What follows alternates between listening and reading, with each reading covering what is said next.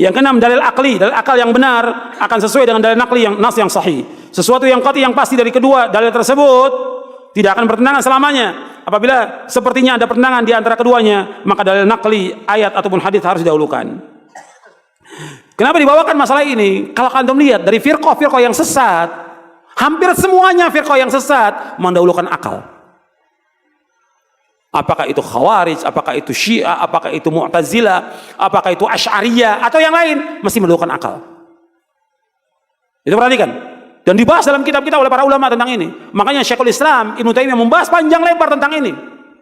Panjang lebar dalam bukunya Dar'u Ta'arudul Aql wan Naql.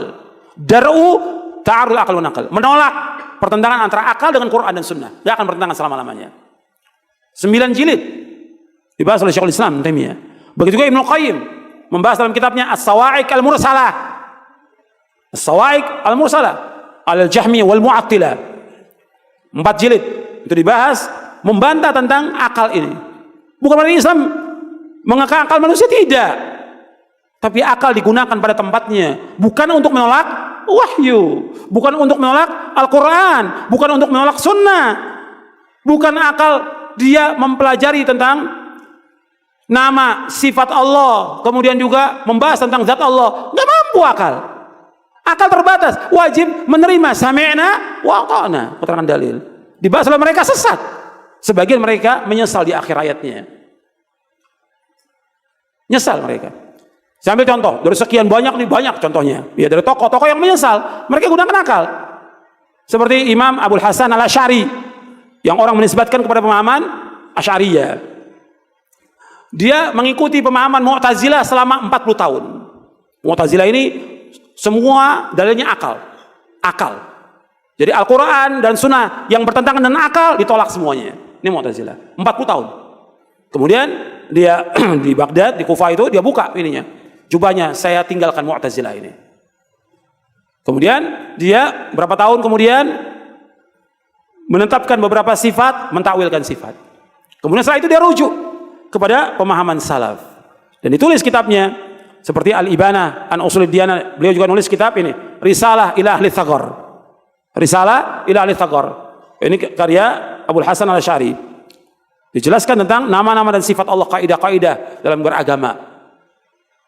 Beliau juga nulis tentang firqah-firqah yang sesat dalam kitabnya Maqalat Al-Islamiyyin.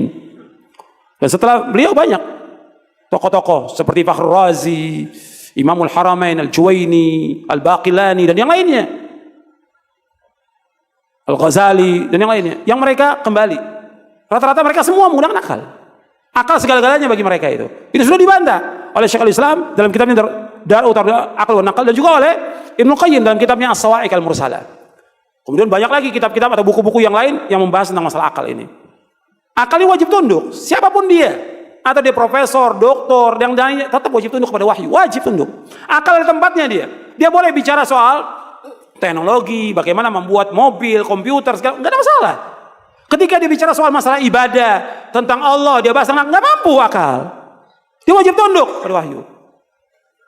Menafsirkan Quran dengan wahyu nggak boleh.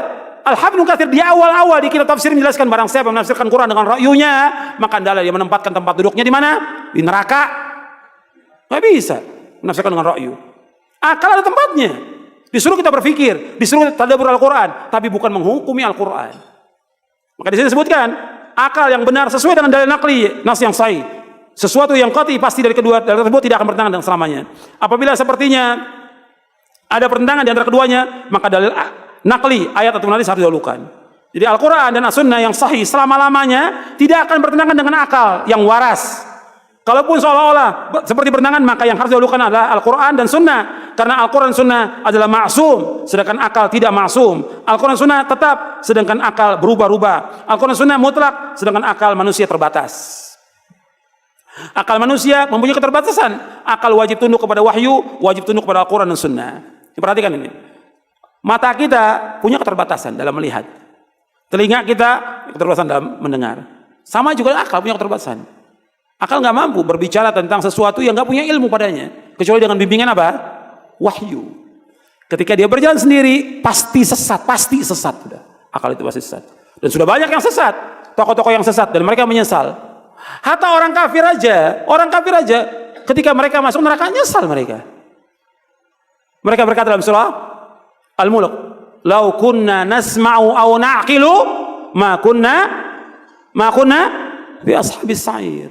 Kalau seandainya kami mendengar, kami berakal, berpikir yang benar, kami nggak masuk neraka, kata mereka.